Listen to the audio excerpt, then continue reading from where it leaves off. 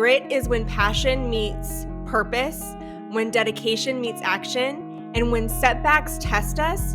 Grit is a refusal to give up and be alignment in our vision. It's time to pivot in your confidence, career, and compensation with the 5-Minute Career Hack Podcast every Monday and Thursday. Now, get ready for a special interview curated just for you. Welcome back to the 5-Minute Career Hack Podcast. I want to start today's interview with a spirit of gratitude. I am so thankful that I get to share with you on this podcast, and I don't take that for granted. All of the amazing comments and reviews that we've received, it feels amazing, and it helps us to continue to bring amazing career hacks and guests to the podcast like we have today. But before we jump into it, in this interview that we have for you today, if you're new here, go ahead and hit that like button and subscribe button so you're the first to know when we release a new episode. Now, let's jump into this amazing guest that we have for you today. Danielle Cobo is an international speaker working with audiences to harness their grit and resilience to lead through change. She's the author of Unstoppable Grit, Break Through the 7 Roadblocks Standing Between You and Achieving Your Goals. And she also hosts the globally top-rated podcast, Unstoppable Grit. Welcome to the 5-Minute Career Hack Podcast, Danielle. How are you doing today? I'm doing fantastic, and I'm so excited to be here.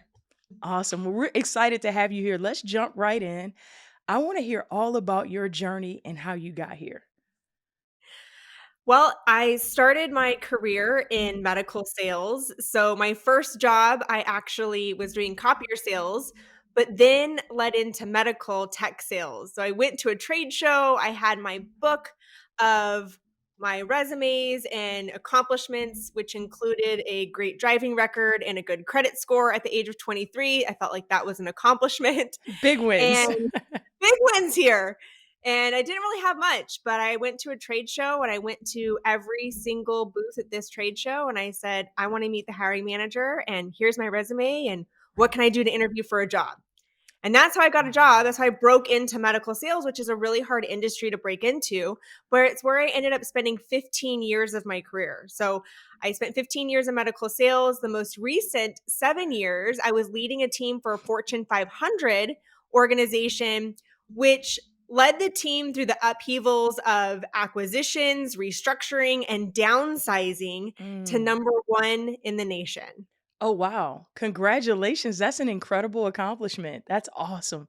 So you've got this incredible podcast. And as we were talking right before we started, you talk about this word grit. It's part of the name of your book. It's part of your podcast.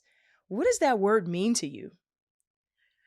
Grit is something that I have embodied for my entire life. I believe that grit is when passion meets purpose, when dedication meets action, and when setbacks test us. Grit is a refusal to give up and be alignment in our vision. Okay, so say that again for the audience, because I want them to take notes on that, because it's the first time I've heard that definition. It's not a word that's widely talked about except for in your space, which I think is so cool. So say that again for the audience. Yeah, so Angela Duckworth did a TED Talk, and it was on grit. And she defined grit as passion and perseverance towards long-term goals. I took it a step further, and I said that grit is passion and purpose towards long-term goals, but it's when dedication takes action, because you can have the passion, you can have the perseverance, but if you're not putting action in place, then you have a goal, but it could be just standstill. It could be stagnant. So grit is when you're taking action on your goals. And then also when setbacks test us, it's the refusal to give up and be in alignment with our vision, because our vision is what the passion is. The vision is what we want to accomplish and what we see. It's the purpose that fuels us throughout our goal and achieving. That the refusal, right? So that refusal word, and I'll back up even to the word action, right? So our mantra is no fluff, all action. We're all operators. Myself and the co-founders, we started, most of our careers have been spent in retail at this point, and it's all about action. You've got to do something. Now, we haven't always been strategic in that flurry of action, if you will, but I believe that is so important, because you can have the vision, the dream, as you mentioned, but if you're not putting anything behind it, it's just dormant. It's just an idea. It's just something that exists in your head. Without action, it doesn't become a reality. So I think that is so important. You guys got an incredible definition, an incredible way of life. It seems that this is a way of life for you. Would that be an accurate statement? I just want to be sure. Yeah, absolutely. It is a way of life. Like many of us, we all had our challenges growing up. I believe that I was raised resilient, fueled by grit. Mhm. And that is really what has brought me and led me to where I am today. So, grit has been just a part of my journey throughout my whole life.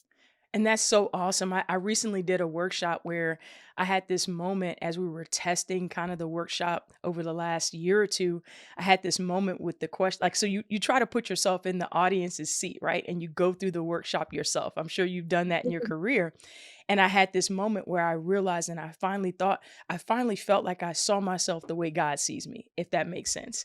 And for you to say it in that way that this is kind of who you've been your entire life and you probably don't know yourself another way is such an incredible discovery, right? And sometimes it just takes a little bit of reflection and hindsight to see what that passion, what that purpose, even that word that you live by is that can help fuel everything that you're doing.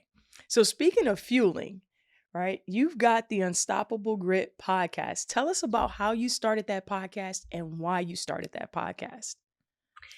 That podcast originally started as Dream Job with Danielle Cobo. And that's Okay. how it originally started. So in 2020, like many of us, there was a lot of change, I would say, at the least. There was a lot of change. Well, Right. my year of 2020 started with an emotional roller coasters of highs and lows. In Right. 2020, January 26th, my husband returned from serving a year deployment in Iraq. So when he left, our kids were 1.5 years old. They were still in cribs. They were learning to walk. They were learning how to speak. He comes back from Iraq, which Mhm. within the last 2 weeks of him leaving Iraq, his base was hit by 13 missiles, and I was on the Oh, phone with him wow. when it hit. Yes. Oh, you were on the phone with him? I was on the phone with him. So right before that's why I say by the grace of God, he came home, because when I remember I was on the phone with him one day and I hear this in the background, it says incoming, incoming, Mhm. take cover, take cover, take accountability, take accountability. And what that means is incoming, there's a missile incoming. Right. Says take cover, obviously take cover, and take accountability means check the people to the left and the right of you. Take accountability for your team and make sure that they are okay. Oh, wow. And before he I remember I have this video of me that someone captured, and it was me when I had heard the news that he was coming home, that he had actually made one of the last flights to leave Iraq to come to the US after his base had just been hit by 13 missiles. So my year started with, is he going to come home alive? Wow. To, yay, he's home, I'm so excited. Right. To, how is he going to integrate into this new world of, now he's come home, they are 2.5 years old, they're in toddler beds, they're talking back at Mm. him. They've got their own Mm. opinions on what they want to eat. And that was a big shift and change. It was definitely hard with him being gone, but I didn't anticipate the challenges of Yeah. what it was gonna be with him coming home and reintegrated into the family life.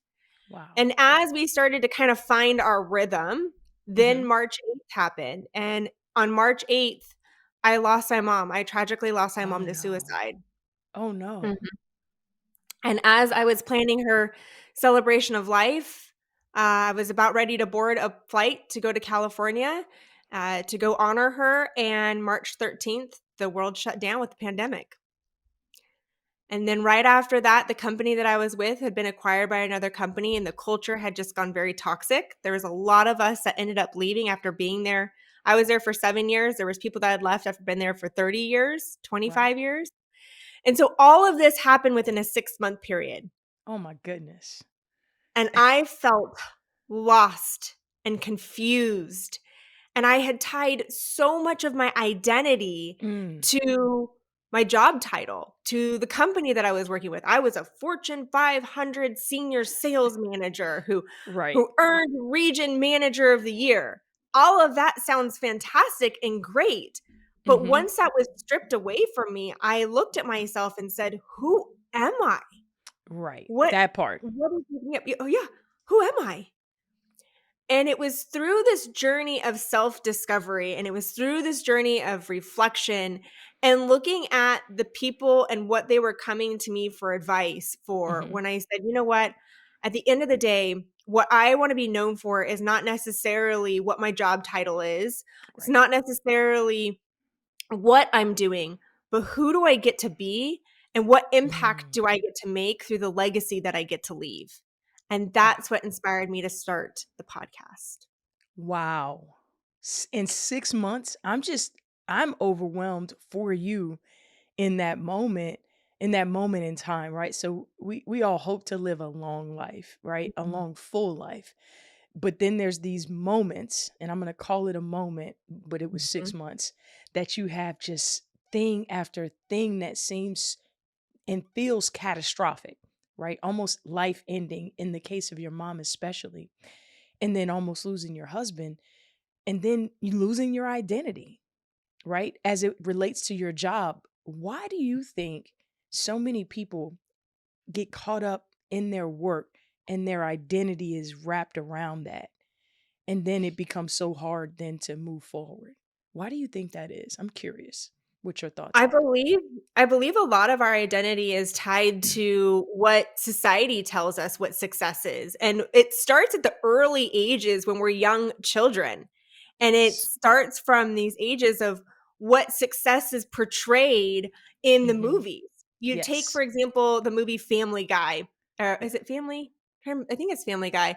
It's with and this gentleman, and he's got two lives. One of them is he's a successful business investor. He lives in this high-rise condo in the city, Mm-hmm. and he's got this gorgeous car, and he's got this beautiful life. And then all Right. of a sudden it flips to the other side where it's he's at home, he's overwhelmed, he's exhausted, he's got Mm-hmm. married with kids, he doesn't have as much.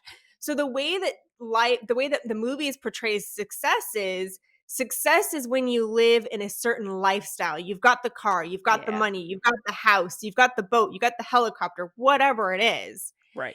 And if you don't have those things and maybe you choose to have a family, then your life is in utter chaos. There's always this Right. you look at the women or the you look at the families, the people that do maybe have a successful career, but they've got a family and their life Right. is always in disarray in the movies. Mm-hmm. And so Absolutely. I believe that a lot of what our perception of success looks like is from what the society tells us through the movies, through social media. If you go on social media, everyone's pitching you for some sort of program get rich Yeah. scheme that's out Yes. there. And so a lot of times when we think of success, success is climbing the corporate ladder. It's Mm-hmm. getting that promotion and that job title and those awards. We put a lot of weight. It's funny because I can see in my background I've got sales awards from Right. earning Right. top sales performer, and there's a lot of weight to them. We put a lot of emphasis on them, and I don't want to discredit that because it was a lot Agreed. of hard work to earn those. Yes. But we lose sight into what success really means to us because it's Mm-hmm. different for everybody. Right. It truly is different for everyone. And when it's packaged, I call it packaged. All my background's primarily in marketing from an education standpoint. So the way it's packaged is this is one option A, to your point, and then there's this option B, right? And possibly an option C, a hybrid model of the two. But either way, no matter what you want, no matter what it does to you, meaning health issues, burnout, whatever that might be, that Mhm. package is so enticing and so seductive that there's no way that you're not going for it because that's all you've ever seen. To your point, the messaging in movies, the messaging on TV, the messaging even in schools, right, is all about this accomplishment, this mark. You got to get to this point. But what happens when you get to that point? Right? How do you feel on the inside? What's going on for you? Are you full? Or did you just do something that someone else said you should do? And I think that's such a great point about success in general. And it to me goes all the way back to the word that you use to kind of define your life and the way you've lived your life, which is grit. And understanding that about yourself and being able to start this podcast, for example, and talk to people and speak on stages across the world, it is a part of that word grit and your experiences. And so it all ties back to who you are, which is probably why it's so rewarding to you. And it's also why I enjoy what I do, because it's tied back to who I am at my core. So when Mhm. you think about success, right? So we've kind of talked about a little bit of what keeps people from doing the thing that they choose to do. But how would you help someone redefine what success looks like for them? What would be some advice that you would give someone? I believe that the first step that I would take is take a reflection and think about where your interpretation of success came from. Mm, It's important to understand where the foundation was. Was it based off the movies that you watched? Was it based right. off of what your parents had shared with you? Was it based off of what you see on social media or Right. maybe the teacher? But who was Hmm. it in your life that created the foundation of what your definition of success comes from? And I don't want to play the blame game on Right. Of parents course not. because I'm a parent and I hope to God I'm doing the best that I can Hmm. to raise my kids. But a lot of times we do have a big influence as to what our kids' Yes. definition of success is. And I can Hmm. see maybe some patterns that were up in my upbringing that I am shifting and changing through Right. into the future. But the first step is to reflect, understand the foundation of where your version of success came from. The Right. second one is define what success means to you. So, ways that I did this, there's a couple steps that I took. The first one is I went on social media and I had posted on Facebook. I said, if there is one word to describe me, what Mm, would it be? And it was a very vulnerable moment because that is not it's not like me to be that right. vulnerable and put Right. myself out there. Right. Then, now I Right. put everything out there. Right. But then it wasn't. But what I found through that experience was when I put myself out there, people started to flood the comments with different words: Mm, resilient, determined, encouraging, motivating, empowering, inspiring. All of these words. Grit right. was one of the words that kept coming up.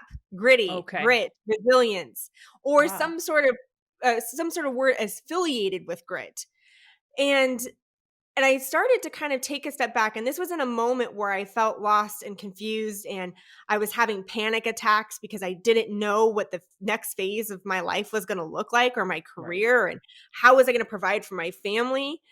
And so once I did that, the next step that I took was I wrote an obituary from the perspective of a family member and the perspective of a colleague.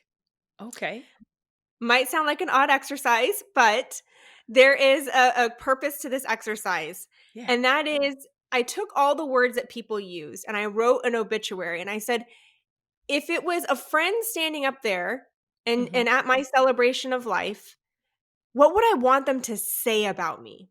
Mm, And when I was writing that obituary, and I did it from my kids' perspective too, no, nothing in the obituary had anything to do with she was a region manager.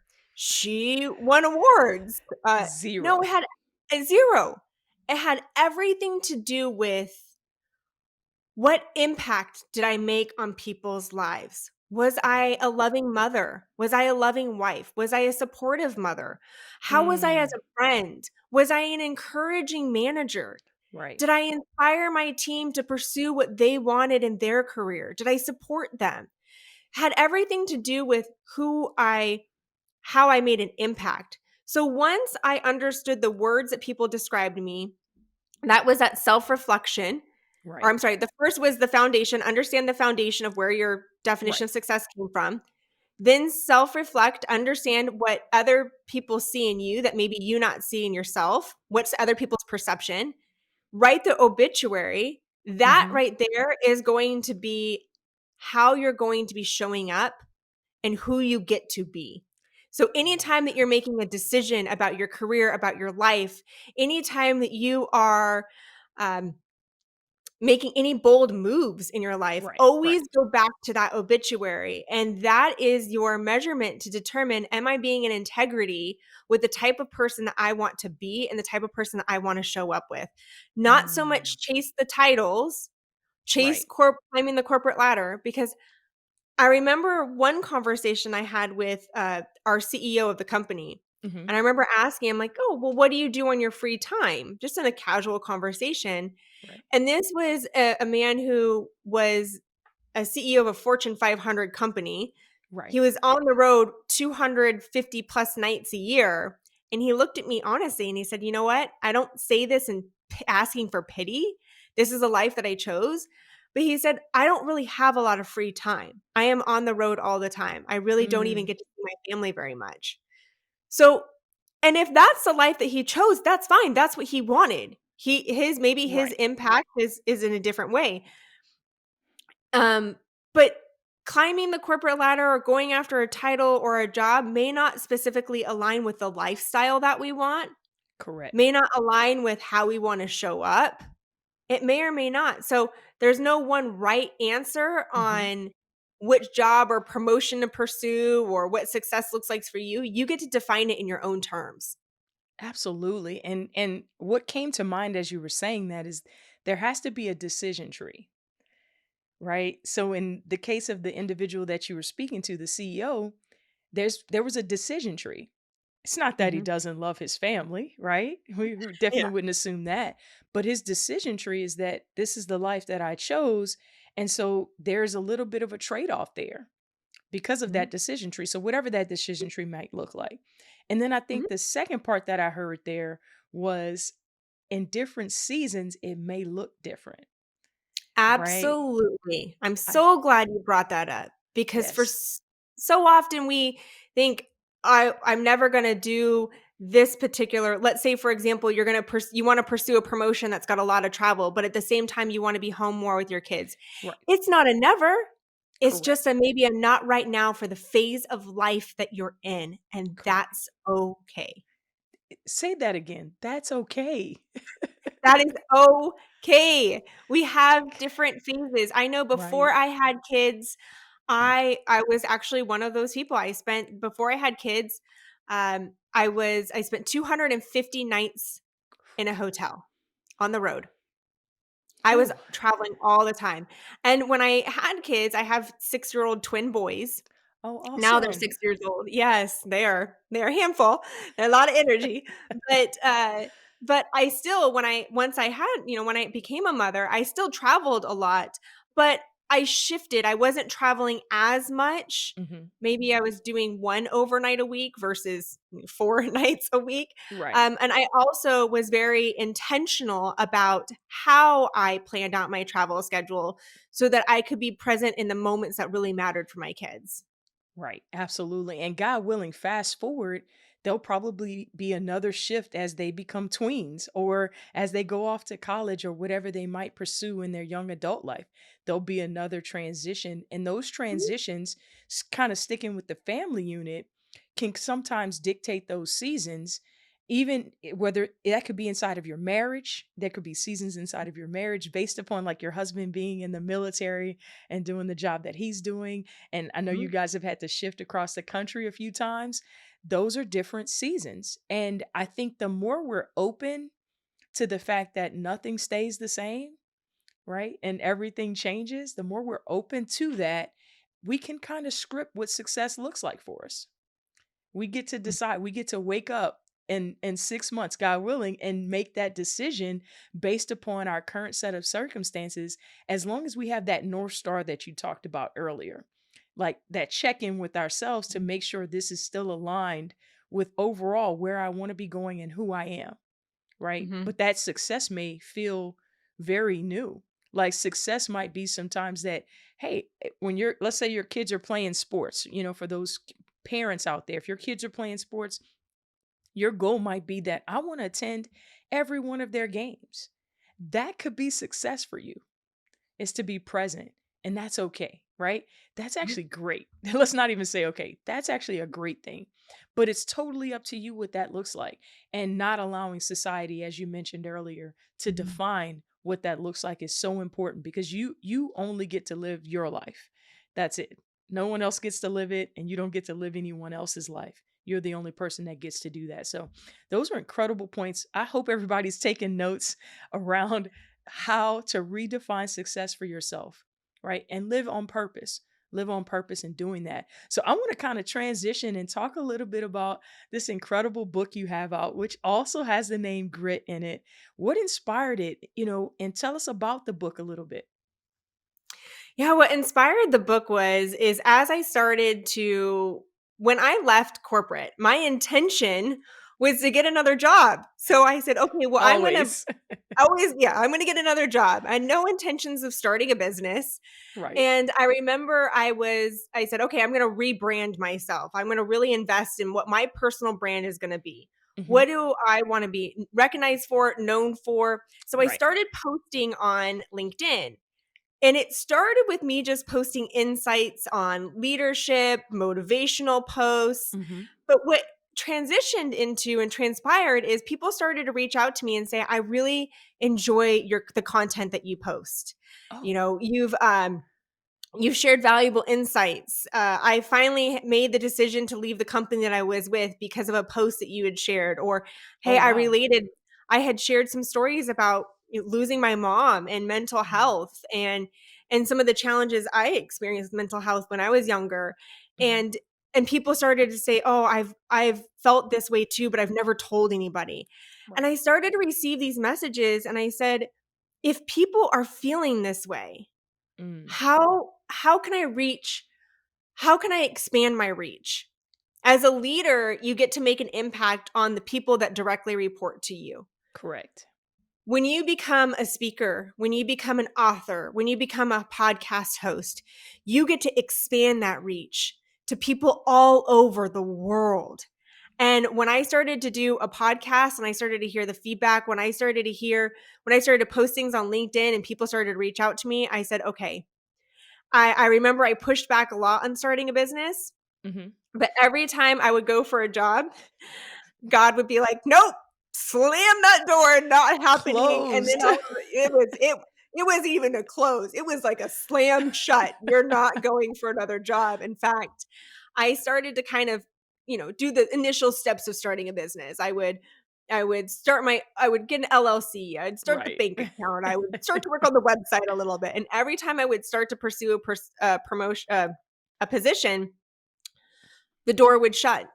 And then the next day, some big move would happen in my business. And I finally said, Mm, "Okay, God, I surrender. You're clearly communicating something for me. I'm terrified to start a business. I'm terrified to take these next steps, but everything that I am pursuing is being redirected and I see mm, that you have a greater purpose for me. So I'm going to be obedient and I'm going to surrender to you and I'm going to follow your mission for me." mm. And and as it's transpired, it evolved into starting the business, speaking, writing a book, doing a podcast. And it has been such an incredible journey. I'm extremely grateful. It's been terrifying in the process. And at the same time, I am so grateful that I listened to God because Right. this is to be able to receive messages from people that I've never met that have Yes. shared, "Wow, you really inspired me to pursue a promotion," or "You inspired me to start a business," or "You've Yeah. helped me feel like I'm not alone out in the world." That in itself lives up to the legacy that I want to leave. And that Yeah. goes back to me writing that obituary. Man, and it sounds like your cup is overflowing. It's full because of that.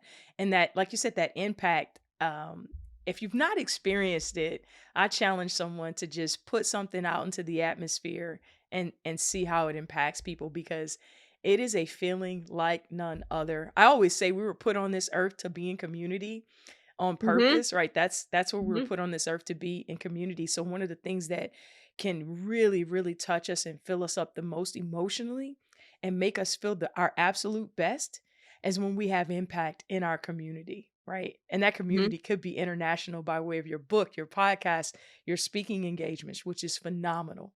So, what would you say if there was like one thing as we start to wrap up this episode?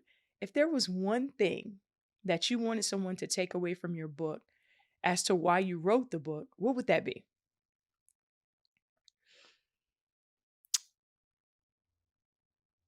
When you believe in yourself, others will believe in you.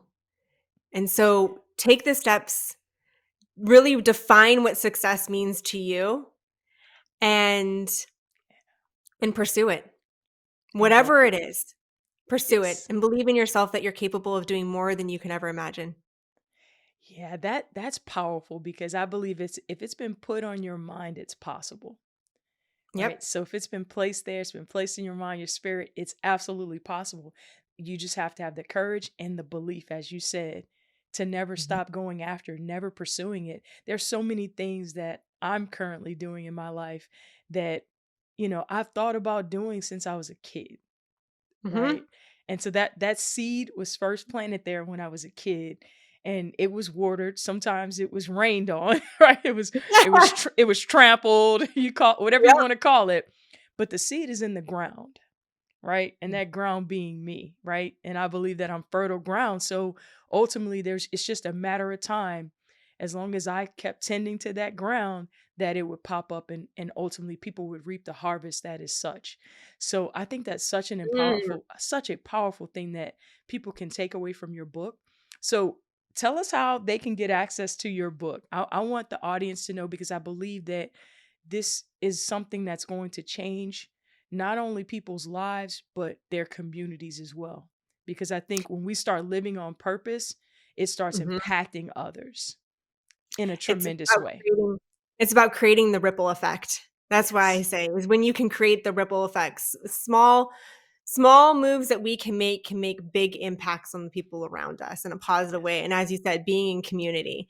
But people can find that they can purchase the book on Barnes and Noble, Amazon, any of their major book retailers. But if they purchase on Amazon, it will deliver out February 21st is when it ships out.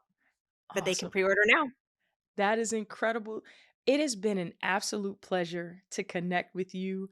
I'm so excited that we got a chance to do this interview, and I know we're going to do some more work together, and people are going to see us together on many stages in the future to come. All the best. I know this is going to be a bestseller for you because it comes from a place of authenticity and ultimately in a place of servant leadership to help others. So I'm excited for others to get their hands on this book. That's February 21st. You can get this in hand if you order on Amazon. I'm so excited for the release of it. And I truly thank you for taking the time to be on the podcast with us today and share with our community, our 5 Minute Career audience. Thank you. It was an honor to be here, especially as a loyal listener. Enjoy listening to your podcast. Thank you so much. And if you haven't already, hit that subscribe button.